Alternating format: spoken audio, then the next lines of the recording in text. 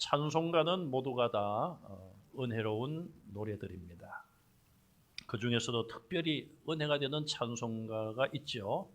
여러분들이 애창하는 그런 찬송가들이 있습니다. 찬송으로 보답할 수 없는 큰 사랑, 너희 제 흉악하나 누군가 같이 희겠네. 인애하신 구세주여 내가 비오니 죄인 오라 하실 때에 나를 부르소서. 나의 생명 되신 주 주님 앞에 나아갑니다. 나의 갈 길 다가도록 예수 인도하시니 오 놀라운 구세주 예수 내 주, 주의 음성을 내가 들으니 사랑한단 말일세. 나의 영원하신 기업 생명보다 귀하다.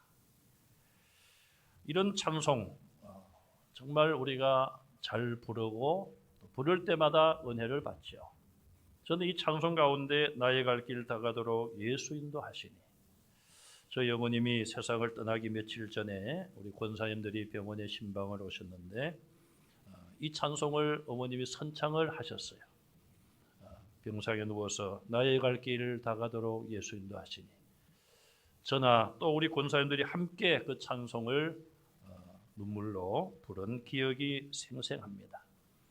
뭐 이 찬송 외에도 우리가 가지고 있는 찬송가 다 모르지만은 다 은혜로운 찬송이에요. 그런데 우리가 가지고 있는 이 찬송가 가운데 22곡을 작사한 분이 제가 소개해드린 이 모든 찬송을 동일한 분이 작사를 했어요. 파니 제인 크로스비라고 하는 분이 이 찬송을 다 작사한 분이에요. 그는 생후 6개월 만에 시력을 잃고 95세 장수를 했습니다. 9,000여 편의 찬송 시를 그가 남겼어요. 95년 평생을 앞을 보지 못하는 시각장애인으로 살았지만 그는 늘 감사했고 성령 충만했고 영적인 눈은 누구보다도 밝았습니다. 그러기에 하나님의 은혜를 이토록 은혜롭게 가사를 지은 것이죠. 크로스비는 나의 주를 내가 그의 곁에 서서 배우며 소망을 가지고 장차 주님 오실 그날에 나는 밝은 눈으로 그 주님을 보리라 소망의 찬송을 불렀어요. 내 주 예수 배울 때에 그 은혜 찬송하겠네. 내가 주님을 내 눈으로 보고 그분께 은혜를 찬송하겠다. 그렇게 찬양을 했습니다. 이렇게 은혜로운 삶을 살았던 사람을 놓고 크로스비가 시각장애인이 된 것이 누구의 죄 때문인가? 본인이 죄가 많아서인가? 여러분, 생후 6개월밖에 되지 않은 어린 아기에게 원죄는 있겠지만 그가 무슨 죄가 있습니까? 아니면 부모의 죄 때문에 그가 그렇게 되었는가? 그런 논쟁을 하는 자체가 얼마나 잘못된 것일까요? 헬렌 켈러라는 분도 여러분들이 아마 이야기를 들었을 거예요. 어려서 그가 열병으로 인하여 시각과 청각까지 다 잃어버렸어요. 그러나 그는 설리번이라고 하는 좋은 스승을 만나게 됩니다. 좌절에 빠져 있을 수밖에 없는 그녀를 이 설리번은 도와주어서 그가 맹인으로는 최초의 인문학 학사가 되고 교육자로 사회운동가로 크게 활약을 했습니다. 헬렌 켈러가 쓴 사흘만 볼 수 있다면 3 days to see라고 하는 책에 그는 이렇게 이야기를 합니다. 내가 만약 3일 동안만 눈을 떠서 볼 수 있다면 첫째 날은 나를 가르치고 도와준 설리번 선생님을 만나서 몇 시간 동안이나 그의 얼굴을 보고 그의 모습을 보고 내 마음에 깊이 새기겠다. 그리고는 친구들을 찾아가서 만나보겠다. 산으로 올라가서 산보를 하며 꽃들의 모습을 즐기다가 석양이 되면 해가 지는 아름다운 모습을 보고 싶다. 둘째 날 일찍 일어나서 해가 뜨는 장엄한 광경을 보리라. 박물관을 방문하며 저녁에는 밤하늘을 수놓은 별들을 보리라.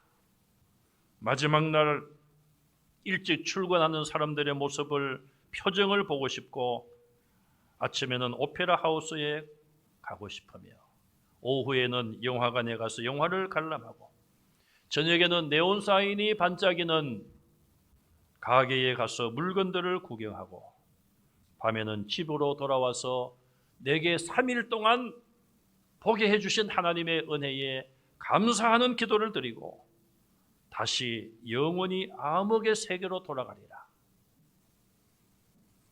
그런 글을 남겼습니다. 어려서 시력을 잃고 평생 캄캄한 가운데 살아온 이들에게 가장 큰 열망이 있다면 보는 것일 것입니다.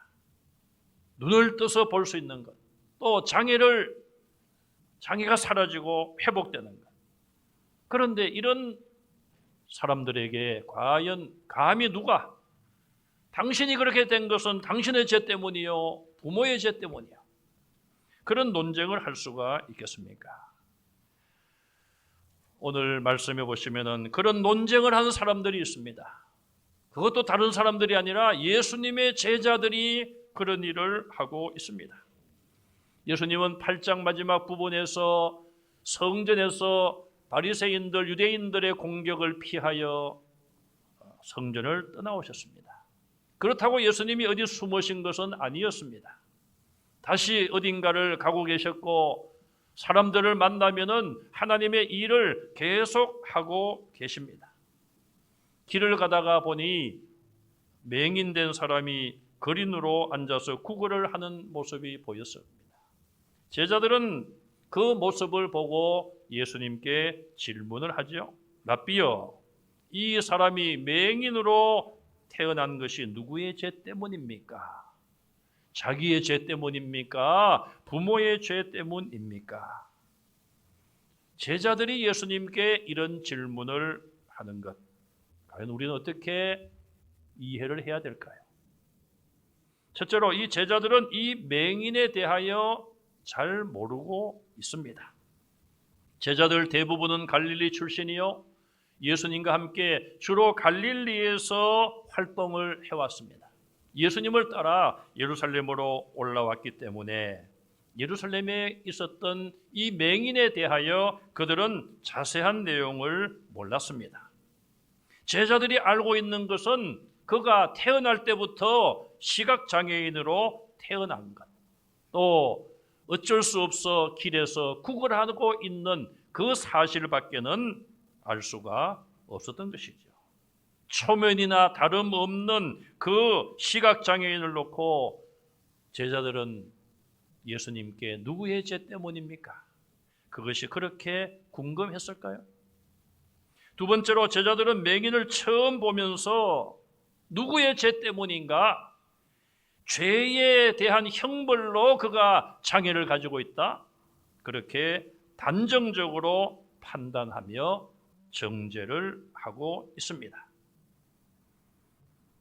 더군다나 지금 제자들은 그 맹인이 들을 수 있는 그 자리에서 그 이야기를 꺼낸 것이죠. 성도는 우리 모두가 하나님의 자녀라는 입장에서 동등하죠. 또 우리는 모두가 다 예수님의 십자가의 대속이 없으면 용서받을 수 없는 죄인이라는 면에서도 우리는 동등합니다. 심판주는 오직 예수 그리스도 뿐이십니다. 우리는 모두가 다 예수님의 십자가의 대속이 아니면 다 심판대 앞에서 심판받아 형벌받아 마땅할 죄인들이에요.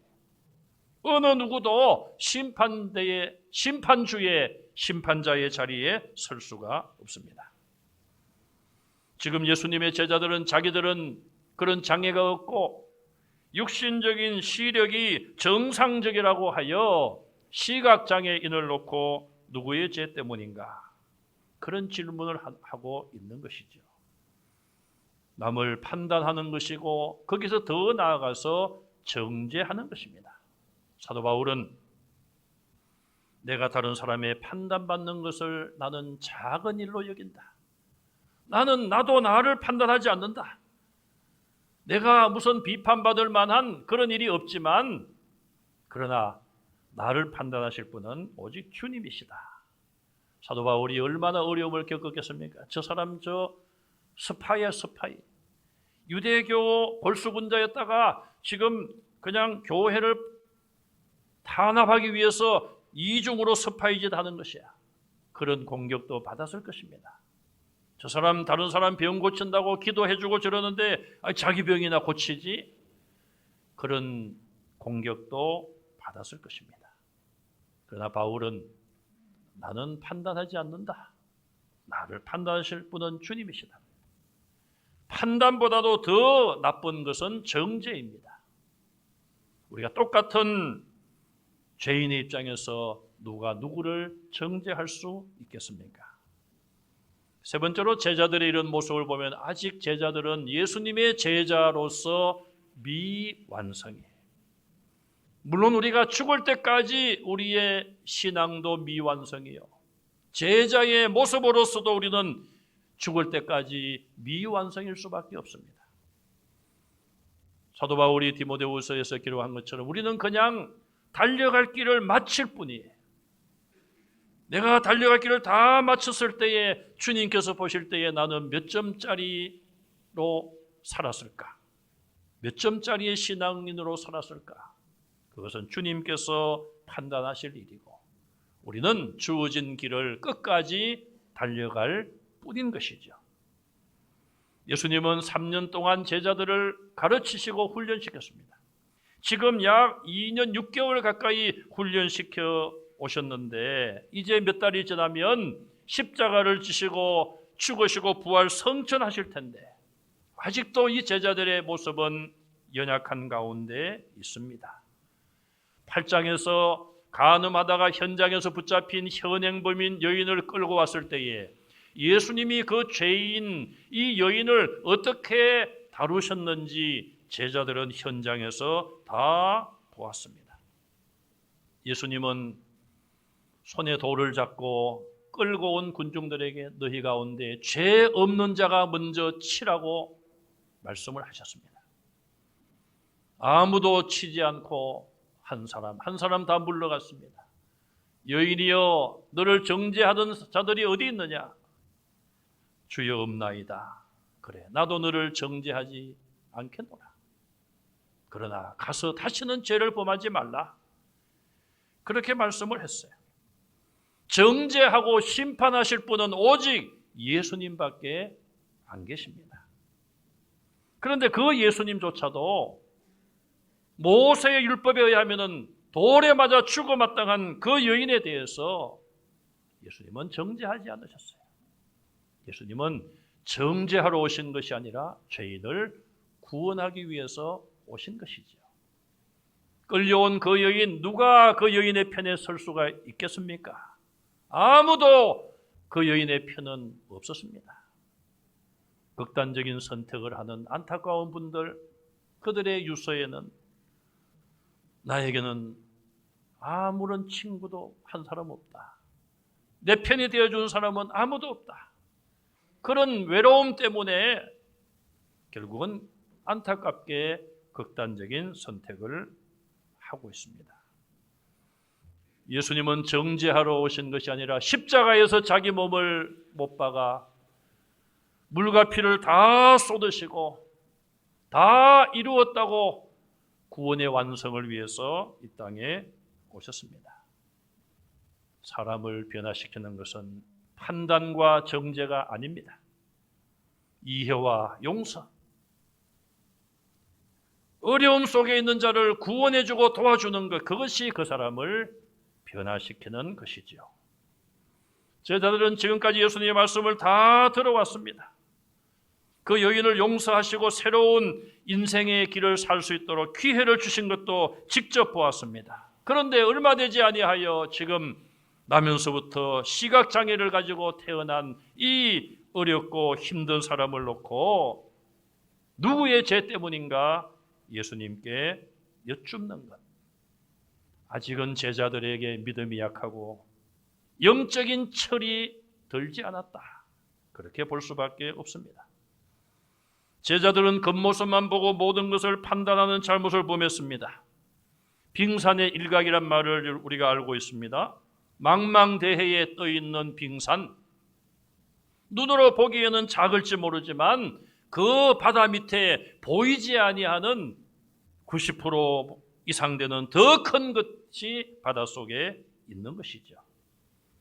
타이타닉이라는 영화를 여러분 보셨습니까?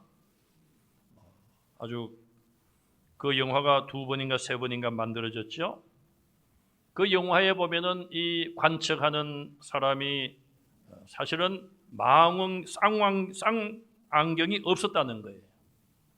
왜냐하면 그것이 들어있는 그 함의 열쇠를 그들이 인수를 받지 못했다는 것입니다. 배가 출발할 때에.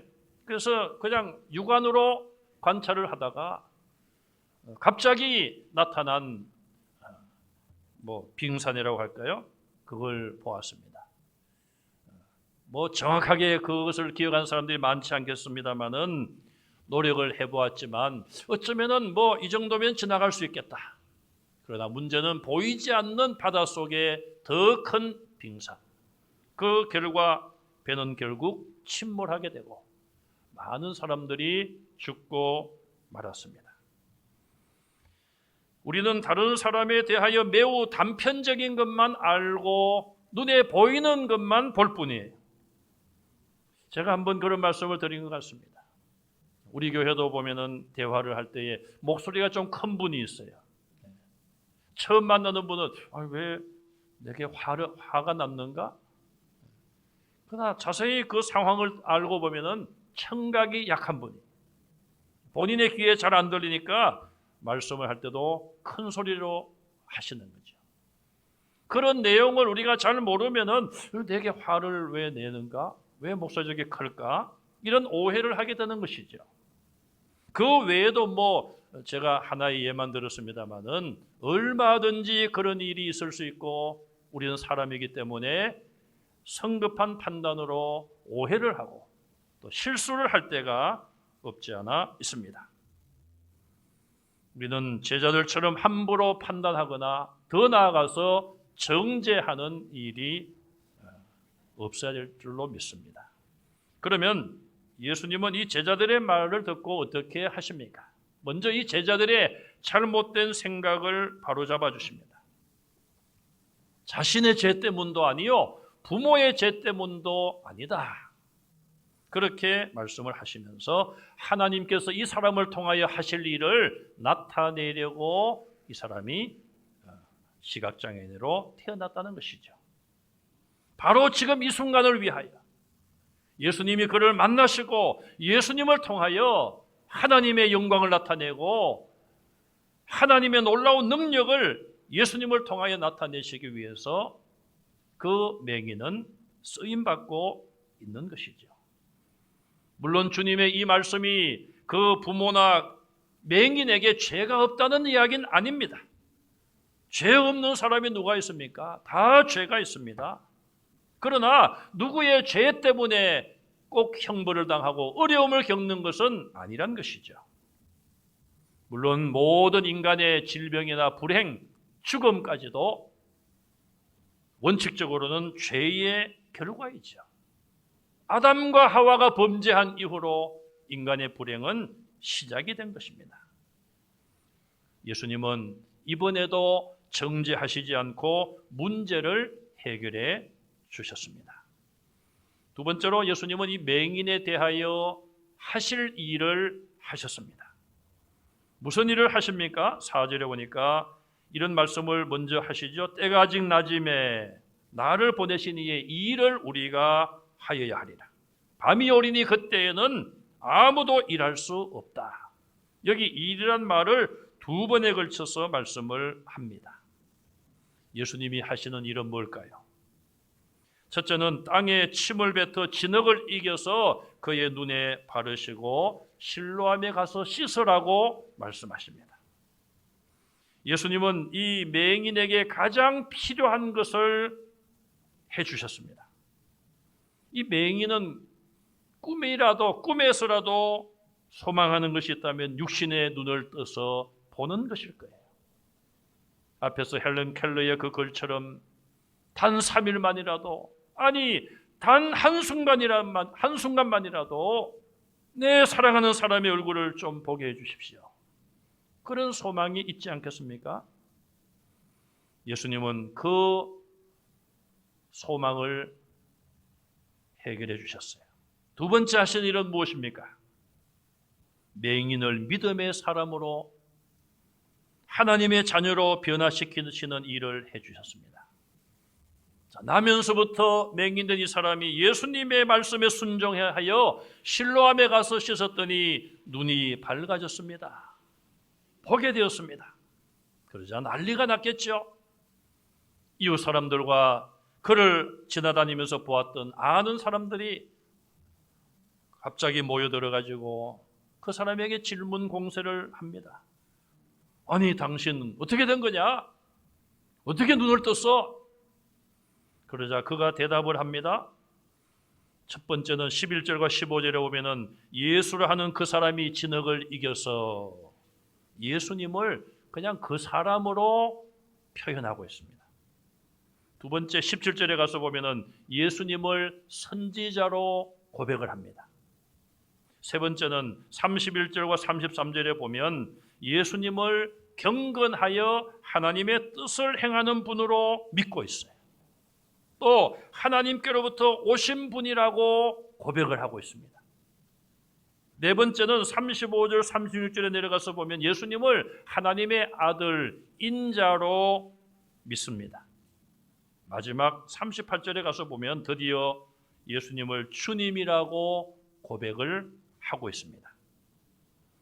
예수님은 단순히 이 시각장애인에게 눈을 뜨게만 해준 것이 아니라 그의 영적인 눈도 밝혀주시며 그가 결국은 예수님을 구세주로 받아들이도록 계속하여 일하고 계셨습니다. 오늘 우리 이웃 중에도 어려움을 겪는 많은 분들이 있습니다. 우리는 먼저 고난당하고 무거운 짐을 지고 가는 우리의 이웃들을 사랑하는 마음을 가져야 합니다. 수년 전에 10년 더 된 것 같아요. 6, 7년 된 것 같습니다. 제가 미국에서 교제하고 알았던 우리 목사님 네 분이 저희 교회를 한번 오셨습니다. 이동은 목사님 네 분이 오셨는데 이 목사님이 6.25 전쟁 때 이 시력을 잃어가지고 장애인이 되었습니다.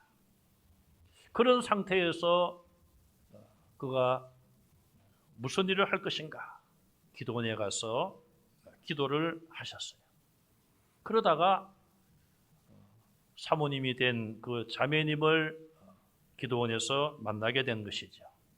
만났지만 볼 수 없는 분이니까 그냥 음성으로만 듣고 그렇게 교제를 하다가 이 사모님도 아마 결혼 문제를 놓고 기도원에 오셨던 것 같아요. 그러다가 이 사모님이 앞을 못 보는 그 청년을 보고 처음에는 불쌍한 마음이 들었다고 하시더라고요. 저 삶을 어떻게 살아갈 것인가. 그래서 이 자매님이 결단을 하고 그분과 결혼을 했어요. 그 후에 이 청년은 신학을 했습니다. 사모님이 눈이 되어주고 손이 되어주고 거의 다 이렇게 뒷바라지를 해서 신학을 졸업하고 목사 안수를 받으셨어요.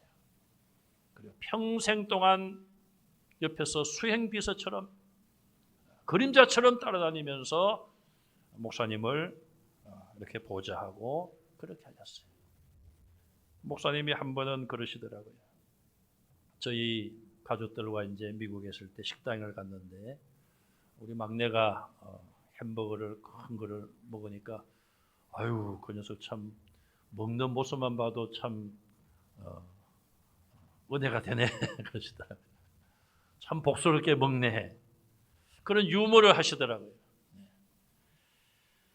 참 우리가 뭐 그런 어려움을 겪고 장애가 있는 분들 내 문제가 아니니까 그냥 내 가족이 아니니까 그렇게 그냥 지나칠 수도 있을 것입니다. 여러분, 코로나가 처음 시작되었을 때에 우리는 뭐 대구의 문제다. 뭐 우리하고는 뭐 우리는 괜찮겠지. 그렇게 생각했어요. 그런데 이것이 어느덧 우리 가까이 들어왔어요. 여러분, 친척과 식사를 해서 그 친척이 확진자가 되어서 온 가족이 검사를 받고 이런 일들이 뭐 이제는 남의 문제가 아니라 우리의 문제가 되고 있습니다. 실로암은 보냄을 받았다는 뜻입니다. 예수님은 그 맹인에게 그냥 말씀으로 눈을 뜨게 해줄 수도 있었을 것입니다. 그러나 그 맹인을 실로암으로 보냈습니다. 이 맹인은 주님의 말씀에 순종하여 눈을 뜰 수가 있었습니다. 오늘 우리는 어려움을 겪는 분들에게 실로암으로 가십시오. 우리의 실로암은 어디입니까? 우리의 실로암은 바로 예수 그리스도이십니다. 우리가 그들의 문제를 해결해 줄 수는 없지만 그러나 우리의 죄의 문제, 우리의 모든 것을 해결해 줄 수 있는 능력 있는 예수님을 소개해 줄 수는 있는 것이죠. 예수님만이 우리의 죄를 정죄하지 않으시고 용서하시고 우리에게 가장 필요한 것을 주실 줄로 믿습니다. 그 예수님은 오늘도 일하십니다. 저와 여러분들이 오늘 본문의 제자의 모습처럼 아직 영적으로 철이 덜 들고 아직 부족한 모습이 많이 있지만 주님께서는 제자들을 위하여서 성령을 보내주시고 그들이 확신을 하고 담대하게 나가서 복음을 전하고 나중에는 생명을 걸고 순교의 길까지 되도록 그들을 성장시켜 주시며 하나님의 일을 계속 하셨습니다. 오늘 우리가 연약한 모습이라고 낙심하지 마시고 주님 부족합니다. 주님 부르실 그날까지 저를 가르쳐 주시고 훈련시켜 주십시오. 또 이제는 내가 가르침만 받고 훈련받는 그 자리에서 나아가서 다른 사람에게 살 길을 전하고 안내해 줄 수 있는 그런 힘도 주십시오. 그렇게 기도하며 이 세상을 조금이라도 밝히고 좌절과 낙심과 고통 중에 살아가는 우리의 이웃들에게 참된 소망을 줄 수 있는 성도들이 다 되시기를 주님의 이름으로 축원합니다.